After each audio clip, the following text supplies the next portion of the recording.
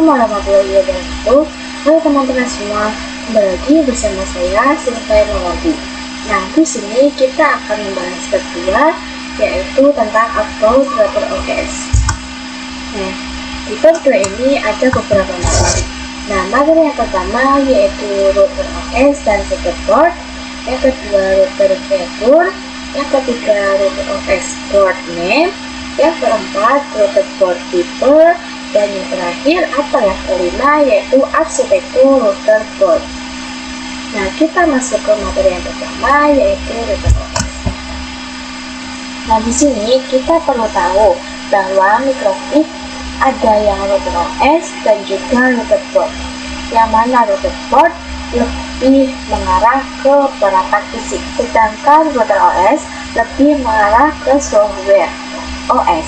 Lalu router OS dengan standar standalone operating system yang berbasis Linux dengan versi 3.3.5, kita dapat menginstal router OS PC karena kita bisa custom prosesor, kapasitas RAM, dan juga jenis hard disk yang dapat kita gunakan. Dan jika terjadi problem, misal suatu part terkena petir, maka kita harus mengganti part tersebut. Part tersebut saja berbeda dengan router board yang harus mengganti semuanya. Jenis produk microchip router OS itu diantaranya ada Micro, Penara, Sigma, dan lain sebagainya. Selanjutnya adalah router board. Berbeda dengan router OS, router board ini lebih mengarah ke perangkat fisik atau built-in hardware. Kegunaan router board adalah untuk menjalankan sistem operasi atau OS. Sebelumnya kita perlu tahu bahwa microchip banyak sekali fitur. Jadi segala fitur yang terdapat pada microchip bisa berganti di satu perangkat saja, ataupun dia bisa memiliki perangkat pecahan. Dan pada router board, segala fitur bisa terdapat pada satu perangkat atau diperuntukkan khusus sesuai kategorinya. Router board juga tersedia mulai dari low end sampai dengan high end, teman-teman. Nah, kita lanjut ke materi yang kedua yaitu materi tentang router OS fitur. Microchip tidak hanya untuk router. Ia memiliki banyak fitur seperti wireless network, routing wireless server, host, point-to-point, tunneling, yaitu VPN user management, dan juga sebagai tools. Nah, fitur-fitur yang tersedia ini dapat tertanam pada satu perangkat ataupun dipecah menjadi perangkat yang berfokus. Di sini kita akan bahas yang pertama yaitu support wireless network. Jadi, wireless adalah LAN kabel dan ia diperuntukkan indoor ataupun outdoor dan untuk standarisasi. Supportnya adalah A, B, D, N ataupun AC. Contoh, untuk indoor adalah CAT paket virus, dan untuk outdoor ada point to point dan point to multi point.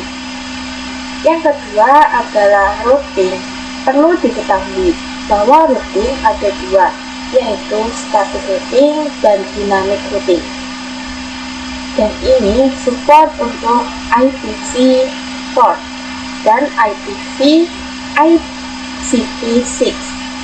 Contoh dari dynamic routing atau RIP, OSPF, BGP, dan lain sebagainya. Kemudian ada fitur firewall, dan di mana firewall sebagai koreksi agar mikrotik kita aman untuk NAT, agar klien yang memiliki IP privat bisa mengakses ke IP public. Selanjutnya, fitur mikrotik cost atau quality of service yang biasa digunakan untuk baik manajemen, di mana mikrotik kita diatur oleh baik manajemen. Lalu, untuk fitur point-to-point tunneling itu bisa dikenal dengan VPN, terdapat PPTP, PPOP, dan lain-lain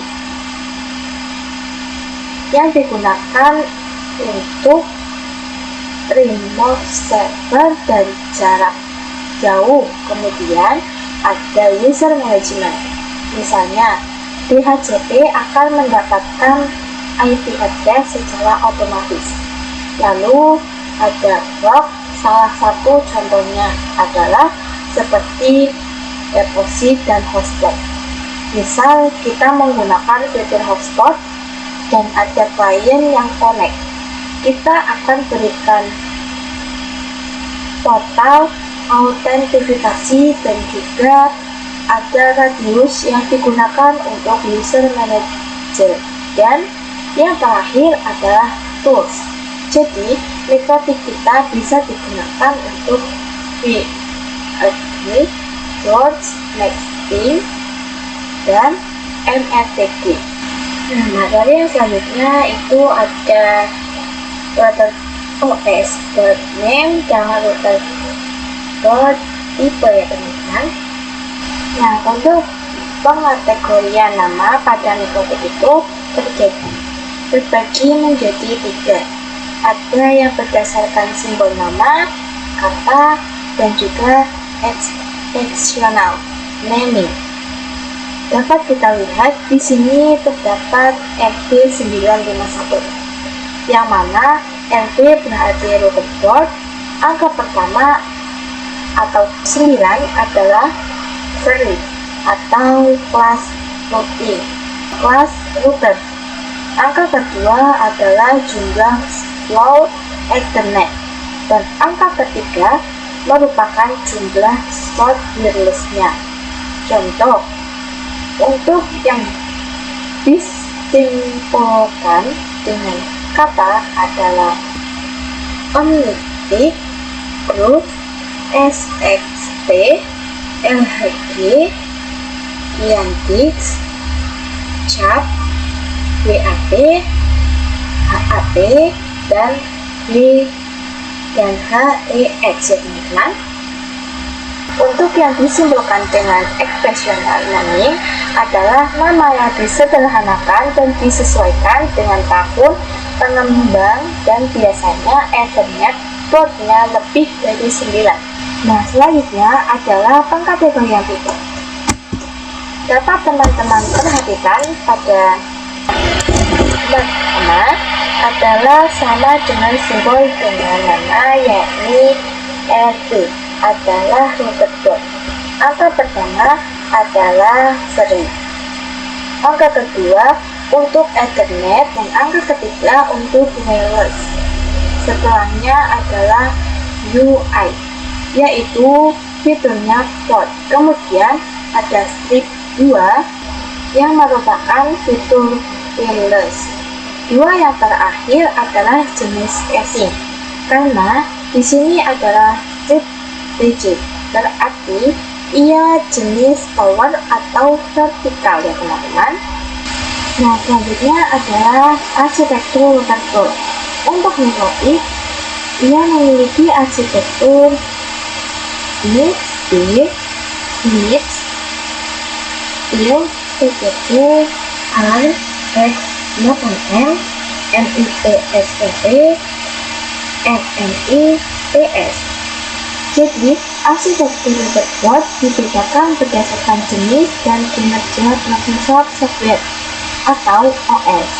Untuk setiap arsitektur juga berbeda ya teman-teman. Oke, untuk materi yang ada di bab 2 hanya itu saja yang bisa saya sampaikan. Terima kasih. Wassalamualaikum warahmatullahi wabarakatuh. Bye-bye. Thanks for watching. Please subscribe.